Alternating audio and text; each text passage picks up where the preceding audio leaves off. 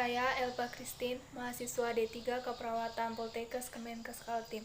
Di sini saya akan menyampaikan seminar hasil karya tulis ilmiah asuhan keperawatan gagal ginjal kronik dengan hemodialisa di ruang pelamboyan RSUD Abdul Wahab Syarani. Langsung saja, di sini saya akan menyampaikan sedikit tentang gambaran lokasi penelitian, di mana penelitian ini dilaksanakan di ruang pelamboyan RSUD Abdul Wahab Syarani. Ruang pelamboyan sendiri merupakan ruang rawat inap kelas 3 yang meliputi kasus-kasus seperti gagal ginjal kronik, sirosis hepatis, diabetes mellitus, hepatitis C, dan penyakit lainnya. Kemudian saya akan menjelaskan tentang hasil penelitian. Penelitian ini dilaksanakan pada tanggal 12 Maret sampai dengan 14 Maret tahun 2020 dengan melibatkan 2 orang responden atau 2 orang pasien, yaitu pasien pertama dengan inisial Tuan AB dan pasien kedua dengan inisial Tuan AS. Tuan AB, tanggal lahir 3 April 1974, alamat Jalan Awanglong, Kota Bangun, dengan keluhan utama mual dan muntah, dan pemeriksaan tanda-tanda vital, tekanan darah 140/70, nadi 98 kali per menit, RR 19 kali per menit, dan suhu 37,3 derajat Celcius. Dan pasien kedua yaitu dengan inisial Tuan AS dengan tanggal lahir 4 Juli 1953, alamat Jalan Kemuning, Samarinda, dengan keluhan utama saat pengkajian yaitu sesak napas dan pemeriksaan tanda-tanda vital, tekanan darah 160/80, nadi 91 kali per menit, RR 24 kali per menit, dan pemeriksaan suhu 36,7 derajat. Selanjutnya, hasil pengkajian yang didapatkan pada pasien pertama dengan inisial Tuan AB, yaitu berat badan sebelum hemodialisa 62 kg, kemudian berat badan setelah hemodialisa 60 kg, dengan tinggi badan 165 cm, dan hasil IMT 22,7, dengan produksi urin kurang lebih 600 ml per hari, tidak terdapat edem, dan pemeriksaan penunjang berupa hemoglobin 8,43 gram per dl, hematokrit 24,0%, dan peningkatan ureum yaitu 269,9, kreatinin 20,6, dan pemeriksaan USG parenchymal kidney disease bilateral. Dan pengkajian didapatkan pada pasien 2 atau Tuan AS dengan berat badan sebelum HD 47 kg, tinggi badan 155 cm, IMT 19,6, dan produksi urin per hari kurang lebih 700 ml, di mana saat pengkajian terdapat edem di ekstremitas bawah, RL+2 dan LL+1, dan pemeriksaan penunjang HB 8,6, hematokrit 25,9, ureum 181,4, dan kreatinin 9,5 mg, serta didapatkan pemeriksaan fototoraks yaitu efusi pleura sinistra dengan TB paru aktif.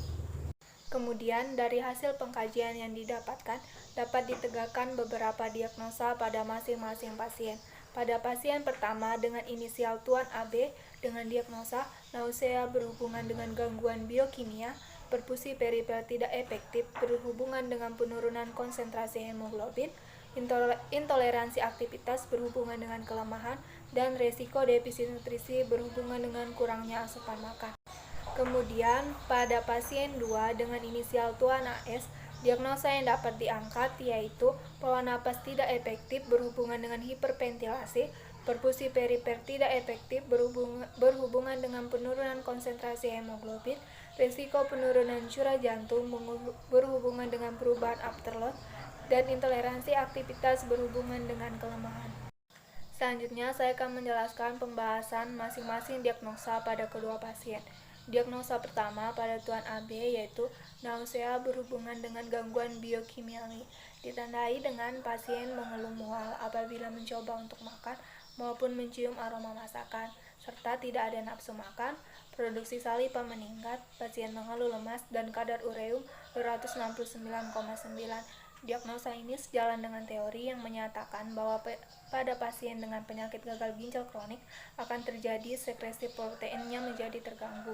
Kemudian dari sekresi protein terganggu akan menyebabkan peningkatan uremia dan menyebabkan gangguan keseimbangan asam basa, sehingga produksi asam lambung akan meningkat dan muncul manifestasi klinis yaitu mual dan muntah secara terus-menerus sehingga dapat diangkat diagnosa nausea. Implementasi yang telah dilakukan yaitu manajemen mual dengan mengobservasi frekuensi mual, edukasi kebersihan mulut, anjuran istirahat dan tidur yang cukup, serta kolaborasi pemberian obat metoclopramid untuk mengurangi mual. Dan dari evaluasi selama perawatan diperoleh data, frekuensi mual berkurang, nafsu makan sudah meningkat, produksi saliva menurun, dan pasien sudah mampu menghabiskan setengah porsi makanan, sehingga masalah ini teratasi. Lalu, diagnosa pertama pada pasien kedua dengan inisial Tuan AS adalah pola napas tidak efektif berhubungan dengan hiperventilasi, yang ditandai dengan pasien mengeluh sesak napas dan akan semakin bertambah apabila diajak berbaring ataupun beraktivitas. Dengan RR 24 kali per menit, terpasang O2 nasal kanul 3 liter per menit, adanya pernapasan cuping hidung dan penggunaan otot bantu napas. Diagnosa ini sejalan dengan konsep teori yang menyatakan bahwa pada penyakit gagal ginjal kronis, pasiennya akan mengalami sindrom uremia, di mana akan menyebabkan gangguan keseimbangan asam dan basa, sehingga pH dalam tubuh menjadi menurun, dan muncullah kondisi asidosis metabolik yang menyebabkan CO2 di dalam tubuh menjadi menurun dan PCO2 meningkat, sehingga menyebabkan pola pernapasan kusmal dan dapat diangkat diagnosa pola napas tidak efektif. Implementasi yang telah dilakukan pada masalah ini adalah manajemen jalan napas dengan memonitor pola napas serta frekuensi napas. Setelah itu edukasi bagaimana melakukan relaksasi napas dalam, pengaturan posisi, dan kolaborasi pemberian oksigen sesuai dengan kebutuhan. Dan dari hasil evaluasi yang didapatkan selama perawatan, pasien mengatakan sesaknya sudah berkurang dan tidak perlu memakai O2 lagi. Pola pernapasan sudah normal dengan frekuensi napas 20 kali per menit, sehingga diagnosa keperawatan ini teratasi. Selanjutnya, kita masuk ke pembahasan diagnosa kedua pada masing-masing pasien, di mana diagnosa kedua pada kedua pasien ini sama, yaitu perfusi perifer tidak efektif berhubungan dengan penurunan konsentrasi hemoglobin. Dengan data yang didapat pada Tuan AB, yaitu pasien mengeluh lemas, CRT 3 detik, warna kulit dan bibir tampak pucat, konjungtiva anemis, dan HB 8,4 gram per dl. Sedangkan data yang didapat pada Tuan AS, yaitu pasien mengeluh badannya terasa lemas dengan CRT 3 detik, tampak pucat pada wajah dan juga kulit, edem ekstremitas bawah di mana RL grade plus 2 dan LL grade plus 1 dan HB 8,6 gram per dl. Diagnosa ini sejalan dengan konsep teori yang menyatakan bahwa pada penyakit gagal ginjal kronis akan terjadi penurunan produksi eritropoietin yang berfungsi untuk merangsang pembentukan sel darah merah, yang menyebabkan terjadi penurunan konsentrasi hemoglobin dan terjadi juga penurunan suplai O2 dan juga nutrisi ke jaringan, sehingga muncul manifestasi CRT lebih dari 2 detik, warna kulit tampak pucat, konjungtiva anemis, dan pasien akan mengeluh lemas, sehingga muncul diagnosa perfusi perifer tidak efektif.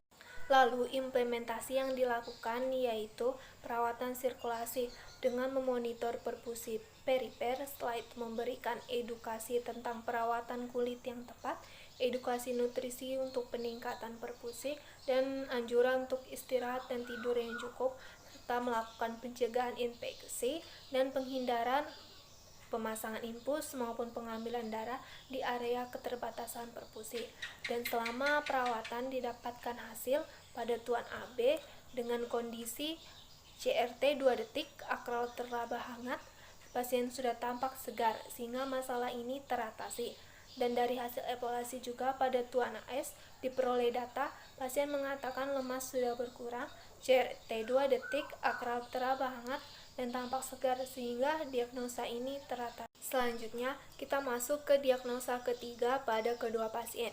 Diagnosa ketiga pada pasien pertama dengan inisial Tuan AB, adalah intoleransi aktivitas berhubungan dengan kelemahan, yang ditandai dengan pasien mengeluh badannya lemas. Kemudian tekanan darah 140/70, nadi 98 kali per menit, dan skor Bartel Index 18. Diagnosa ini sejalan dengan konsep teori yang menyatakan bahwa pada penyakit gagal ginjal kronis akan terjadi penurunan produksi eritropoietin yang menyebabkan penurunan konsentrasi hemoglobin dan suplai O2 dan nutrisi ke jaringan menjadi menurun. Dan untuk memenuhi kebutuhan oksigen dan nutrisi di jaringan, maka sel akan melakukan metabolisme anaerob, di mana apabila terus-menerus metabolisme anaerob ini akan menyebabkan penimbunan asam laktat yang akan menyebabkan kelemahan dan keletihan pada pasien gagal ginjal kronis, sehingga muncullah diagnosa intoleransi aktivitas. Dan dari diagnosa ini dilakukan implementasi keperawatan, yaitu manajemen energi, seperti memonitor kelelahan fisik, setelah itu edukasi istirahat dan tidur, pembatasan aktivitas sesuai dengan toleransi, serta edukasi kepada keluarga untuk memenuhi ataupun membantu dalam memenuhi kebutuhan sehari-hari pasien. Dan dari hasil evaluasi yang telah dilakukan selama perawatan didapatkan hasil ADL masih dibantu keluarga dan perawat sebagian, tekanan darah 140/80, nadi 92 kali per menit, RR 20 kali per menit. Pasien tampak segar, namun mengatakan badannya masih terasa lemah, tetapi sudah mampu ke kamar mandi sendiri, sehingga masalah keperawatan ini teratasi. Lalu diagnosa ketiga yang didapatkan pada pasien kedua dengan inisial Tuan AS adalah resiko penurunan jura jantung berhubungan dengan perubahan afterload, yang ditandai dengan pasien mengeluh sesak apabila beraktivitas maupun diajak berbaring, serta adanya peningkatan tekanan darah, yaitu 160/80. Diagnosa ini sejalan dengan konsep teori yang menyatakan bahwa pada pasien dengan penyakit gagal ginjal kronik akan mengalami sekresi kaliumnya terganggu yang menyebabkan hiperkalemia dan menyebabkan gangguan penghantaran listrik jantung, sehingga menyebabkan peningkatan preload dan peningkatan beban jantung, khususnya beban jantung kiri, sehingga muncullah diagnosa keperawatan resiko penurunan curah jantung. Dan implementasi yang dilakukan selama perawatan yaitu perawatan jantung dengan memonitor tanda dan gejala awal penurunan curah jantung seperti dyspnea, peningkatan tekanan darah, peningkatan nadi, serta peningkatan frekuensi napas. Setelah itu edukasi untuk istirahat dan tidur yang cukup, serta pembatasan aktivitas fisik sesuai dengan toleransi pasien. Dan dari hasil evaluasi yang didapatkan, pasien mengatakan sudah tidak sesak dan mampu melakukan aktivitas secara mandiri. Lama istirahat dan tidurnya sekitar 7-8 jam dalam satu hari. Tekanan darah 150/70, RR 20 kali per menit, sehingga masalah ini teratasi. Lalu kita akan membahas diagnosa keempat pada kedua pasien. Diagnosa keempat pada pasien pertama dengan inisial Tuan AB adalah risiko defisit nutrisi berhubungan dengan kurangnya asupan makan, yang ditandai dengan pasien mengeluh mual dan ingin muntah apabila mencoba makan, nafsu makan menurun, kemudian bibir tampak pucat, porsi makan hanya habis 1/4 saja, dan IMT 22 kg per meter kubik. Diagnosa ini sejalan dengan konsep teori yang menyatakan bahwa pada pasien gagal ginjal kronik, sekresi protein menjadi terganggu, sehingga menyebabkan kondisi peningkatan uremia yang akan menyebabkan gangguan keseimbangan asam dan basa, sehingga produksi asam lambung meningkat, muncullah manifestasi mual dan muntah yang terus-menerus, sehingga menyebabkan keadaan anoreksia, dan lama-kelamaan akan menyebabkan penurunan berat badan yang lebih dari 20% berat badan ideal, sehingga muncullah masalah defisit nutrisi. Kemudian implementasi yang telah dilakukan adalah manajemen nutrisi, yaitu identifikasi status nutrisi dan intoleransi makanan, yaitu monitor asupan makan, kemudian edukasi untuk peningkatan nutrisi, serta pemberian obat metoclopramid untuk mengatasi mual, sehingga pasien lebih meningkatkan nafsu makan. Dari hasil evaluasi yang didapatkan selama perawatan, Pasien mengatakan mual sudah berkurang, nafsu makan meningkat, sudah mampu menghabiskan setengah porsi makan, dan tampak segar, sehingga diagnosa ini teratasi. Kemudian diagnosa keempat, pada Tuan AS atau pasien kedua yaitu intoleransi aktivitas berhubungan dengan kelemahan. Dengan data yang didapat, pasien mengeluh badannya lemah, RR 24 kali per menit, terdapat usaha napas duduk, wajah yang tampak pucat, HB 8,6 gram per del, serta skor Bartel Index yaitu 11. Diagnosa ini sejalan dengan konsep teori yang menyatakan bahwa pada penyakit gagal ginjal kronis akan terjadi penurunan produksi eritropoietin yang menyebabkan penurunan konsentrasi hemoglobin, sehingga suplai oksigen dan juga nutrisi ke jaringan menurun, sehingga sel melakukan metabolisme anaerob, di mana apabila terus-menerus akan menyebabkan penumpukan atau peningkatan asam laktat sehingga muncul kelemahan dan keletihan pada pasien gagal ginjal kronik, dan dapatlah ditarik diagnosa keperawatan yaitu intoleransi aktivitas. Nah, dari implementasi yang telah dilakukan yaitu manajemen energi yang meliputi pembatasan aktivitas, setelah itu monitor kelelahan, kemudian anjuran untuk istirahat dan tidur. Lalu dari hasil evaluasi yang didapatkan selama perawatan, pasien mengatakan sudah mampu melakukan aktivitas atau ADL secara mandiri, kemudian tekanan darah 150/70, nadi 95 kali per menit, RR 20 kali per menit, dan tampak segar, sehingga masalah ini teratasi.